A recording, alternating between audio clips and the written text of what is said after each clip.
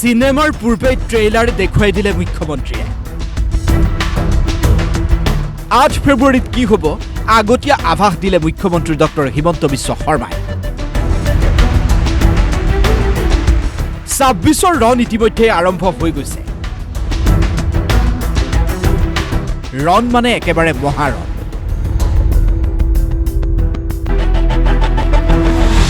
বুধবাৰে হিমন্ত বিশ্ব শৰ্মাৰ নামত website helpline number QR code মুকলি কৰিলে কংগ্ৰেছে।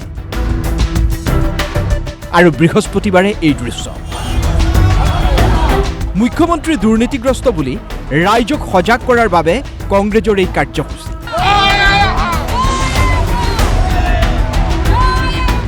8 ফেব্ৰুৱাৰীৰ পূৰ্বেই যেন অধিক তৎপৰ হৈছে কংগ্ৰেছ।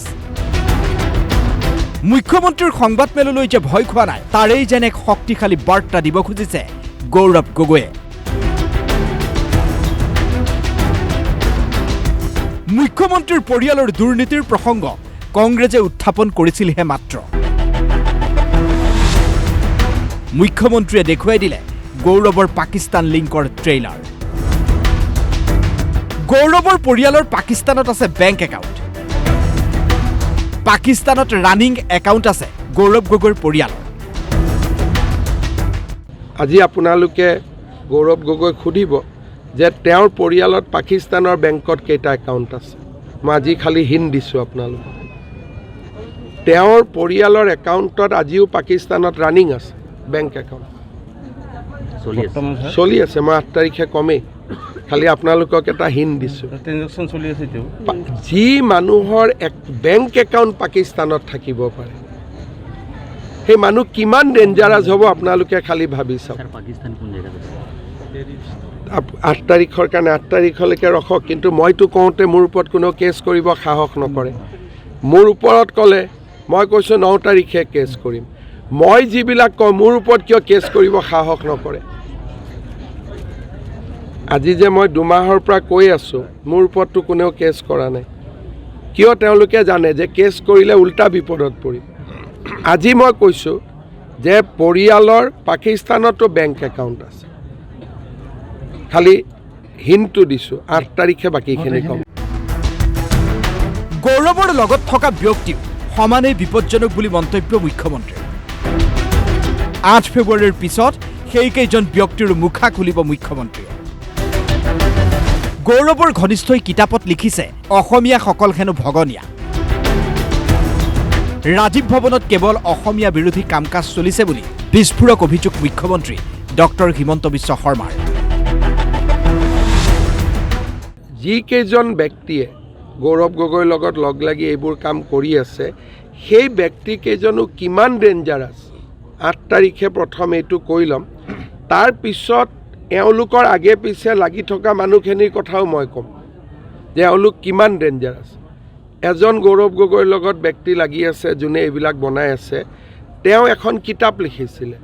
কিতাপখনত তেওঁ এইটো কথা লিখিছিলে যে অসমত অসমীয়াবিলাকহে বাহিৰৰ পৰা আহিছে, মিয়াবিলাক অৰিজিনেল বাসিন্দা। আৰু কিতাপ লিখিছিলে, মই আজি নাম নকওঁ কাৰণ 8 তাৰিখে এটা এটাকৈ ক'ম। গৌৰৱ গগৈৰ লগত থকা মানুহজনে কি লিখিছিলে যে অসমত অসমীয়াবিলাকহে বোলে ভগনীয়া, আমিহে বাহিৰৰ পৰা আহিছোঁ, আৰু মিয়াবিলাকহে বোলে অৰিজিনেল। এই কিতাপখন লিখা মানুহজন এতিয়া গৌৰৱ গগৈৰ আটাইতকৈ ডাঙৰ উপদেষ্টা, পদত থাকি উপদেষ্টা, লুকায়ো নহয়। গতিকে মই এই গোটেই কথাবোৰ লাহে লাহে ক'ম। এটা ডাঙৰ অসমীয়াৰ বিৰুদ্ধে ষড়যন্ত্ৰৰ ঘাটি এটা ৰাজীৱ ভৱন পৰিণত হৈছে। তাত অকল এণ্টি আছামিজ কামবিলাকে চলি আছে। কংগ্ৰেছে উলিওৱা ৱেবছাইটক লৈও কটাক্ষ কৰিলে মুখ্যমন্ত্ৰীয়ে। ৱেবছাইট আজিকালি চলাই নেকি? আজিকালিতো এপৰ দিন হয়। আজিকালি দিনত কোনে ৱেবছাইট চাই মোক কওকচোন। তো কংগ্ৰেছৰ ইমানো মাথাত স্ক্ৰু নাই যে আজিকালি ৱেবছাইট নাচাই, যে এতিয়া মানুহে এপ চায়। সেইটোকে কৈছোঁ। मतलब मैं बोला ना कांग्रेस में मेरा हजारों लोग हैं। जिसने वेबसाइट बनाया था वही हैक कर दिया। कांग्रेस में मेरा हजारों लोग हैं वो दिन भी आप मेरा खिलाफ में प्रेस कॉन्फ्रेंस का समय सेहरा देखो, पीछे में जितना लोग बैठा था किसी का मुंह में हंसी नहीं था, सब जान रहा था कि हम लोग पाप कर रहा हूं। এনেদৰেই পৰিৱৰ্তনৰ যাত্ৰা আৰম্ভ কৰিছে কংগ্ৰেছে। মুখ্যমন্ত্ৰীৰ প্ৰশ্ন, কংগ্ৰেছে কি পৰিৱৰ্তন কৰিব? তাৰ মানে কংগ্ৰেছে কি পৰিৱৰ্তন বিচাৰিছে? প্ৰথম আমি গড় হত্যা বন্ধ কৰিলোঁ, তেওঁলোকে আকৌ আগলৈকে পৰিৱৰ্তন কৰিব খোজে যাতে গড় হত্যা আৰম্ভ হয়। আমি টকা নিদিয়াকৈ চাকৰিৰ ব্যৱস্থা কৰিলোঁ, এতিয়া এইটো তেওঁলোকে কি পৰিৱৰ্তন কৰিব? মানে টকা লৈ পেলাই চাকৰি দিয়া। পৰিৱৰ্তন কৰিবলগীয়াটো একো নাই, এতিয়া পৰিৱৰ্তন কৰিলে উল্টা পৰিৱৰ্তনহে কৰিব লাগিব। গাড়ীৰ চকাটো আগৰ ফালে গৈছে, তেওঁলোকে ক'ব লাগে যে বৰ্তমান হোৱা পৰিৱৰ্তনক আমি আৰু অধিক ত্বৰান্বিত কৰিম, যে চাকৰি নিদিয়াকৈ ঘোষ নিদিয়াকৈ 1.5 লাখ চাকৰি হৈছে, অহাবাৰ আমি 3 লাখ কৰিম। তাৰমানে পৰিৱৰ্তনটোক আৰু দুৰন্ত কৰিম, ক্ষিপ্ৰ কৰিম। তেওঁলোকে কৈছে পৰিৱৰ্তন কৰিম, তাৰমানে টকা নিদিয়াকৈ দিয়া চাকৰিটো এতিয়া টকা দিয়ালৈ পৰিৱৰ্তন কৰিব। কংগ্ৰেছৰ নতুন বৰ অসমৰ পোষ্টাৰিঙক লৈ মুখ্যমন্ত্ৰীৰ প্ৰশ্ন, মিয়াক লৈ কংগ্ৰেছৰ নতুন বৰ অসম নেকি? গোটেই গুৱাহাটীত তেওঁলোকে ৱালিং কৰিছে নতুন বৰ অসম। মানে কি? মানে মিয়াক লৈ পেলাই বৰ অসম হ'ব। এই কথাবোৰ আমাৰ মানুহে তেওঁলোকক দেখি আছে, তেওঁলোকে ভাবিছে যে মানুহে তেওঁলোকক দেখি থকা নাই, মানুহে তেওঁলোককো দেখি আছে।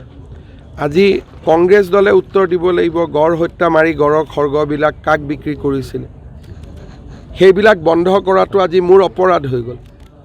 গড় হত্যা বন্ধ কৰাটো মোৰ অপৰাধ হ'ল। 1,60,000 ল'ৰাক টকা নোখোৱাকৈ চাকৰি দিয়াটো অপৰাধ হ'ল। এইবিলাক হ'ল মোৰ অপৰাধ। আৰু তেওঁলোকে মিয়াক, স্বজন তোষণ, তেওঁলোকৰ যিমান এক প্ৰকাৰ ক'ব গ'লে 8 তাৰিখে মই ভাল কৰি ক'ম, তেওঁলোকৰ যিমান অপকৰ্ম, অসমৰ মানুহে তেওঁলোকক এইবাৰ ভাবিব নোৱাৰা ধৰণে শাস্তি দিব। ঘোষ নোখোৱাকৈ চাকৰি দিয়া, গড় হত্যা বন্ধ কৰাটো মোৰ অপৰাধ নেকি? অসমক বিক্ৰী কৰিবলৈ উঠি পৰি লাগিছে কংগ্ৰেছে, চাঞ্চল্যকৰ অভিযোগ মুখ্যমন্ত্ৰী। যদি 1.5 লাখ ল'ৰাক বিনা পইচাত চাকৰি দিয়াটো অপৰাধ হয়, 40 লাখ পৰিয়ালক অৰুণোদয় দিয়াটো অপৰাধ হয়, 32 লাখ মহিলাক যদি উদ্যমিতা দিয়াটো অভিযোগ হয়, অসমখনৰ ইমান ডাঙৰ বিকাশ 5 বছৰত, সেইটো যদি অন্যায় হয় তেতিয়াহ'লে মই ক'ব নোৱাৰোঁ। কিন্তু তাক বাদ দি আজিও মই প্ৰত্যাহ্বান জনাই ক'ব পাৰোঁ যে এই গোটেইকেইজন কংগ্ৰেছী, এওঁলোক হ'ল এটা ক'ব গ'লে অসমখনক বিক্ৰী কৰিবলৈ উঠি পৰি লগা এটা পাৰ্টি। 8 ফেব্ৰুৱাৰীৰ পূৰ্বে মোক বদনাম কৰিবলৈ এইবোৰ কৰিছে কংগ্ৰেছে। মোৰ বিৰুদ্ধে গোচৰ নিদিয়ে কিয় বুলি প্ৰশ্ন মুখ্যমন্ত্ৰীৰ। আৰু 9 ফেব্ৰুৱাৰীত মুখ্যমন্ত্ৰীয়ে গোচৰ তৰিব বুলিও জনাই দিছে সংবাদ মাধ্যমক। 8 তাৰিখে এই ব্যক্তিজনৰ বিৰুদ্ধে আমি এটা ডাঙৰ অভিযোগ প্ৰমাণ সহকাৰে আনিব গৈ আছোঁ। ইয়াৰ আগতে তেওঁলোকে ডেফিনেটলি চেষ্টা কৰিব যে মোক অলপ বদনাম কৰা, মোক অলপ অপমান কৰা, কিন্তু মই নিজে জানো যে মোৰ বিৰুদ্ধে এটা কথাও কোনেও প্ৰমাণ কৰিব নোৱাৰে, কাৰণ মই যিহেতু একো নকৰোঁৱেই। আৰু আজিলৈকে মই ৰাজনীতিত অহাৰ পৰা 1996 চনৰ পৰা এই কথাবোৰ মই শুনিয়ে আছোঁ, কিন্তু আজিলৈকেতো কোনেও একো সৰু প্ৰমাণ এটাও কৰিব পৰা নাই। 9 তাৰিখে এই গোটেই কেইজনৰ বিৰুদ্ধে মই আদালততো গোচৰ দিম, আৰু তেওঁলোকে আদালতত প্ৰমাণ কৰক যে হিমন্ত বিশ্ব শৰ্মাই ক'ত ভুল কাম কৰিছে। নিৰ্বাচনৰ দিন যিমানেই চমু চাপিছে, কংগ্ৰেছ আৰু হিমন্ত বিশ্ব শৰ্মা কেন্দ্ৰিক যুঁজখন অধিক আকৰ্ষণীয় পৰ্যায়ত উপনীত হৈছে। নিৰ্বাচনৰ সময়লৈ এইখন যুদ্ধই কি ৰূপ লয় সেয়া সময়তহে স্পষ্ট হ'ব। কিন্তু 8 ফেব্ৰুৱাৰীলৈ যুদ্ধ যে আৰু জমি উঠিব সেয়া কিন্তু এক প্ৰকাৰ নিশ্চিত। Bureau' report, DY365।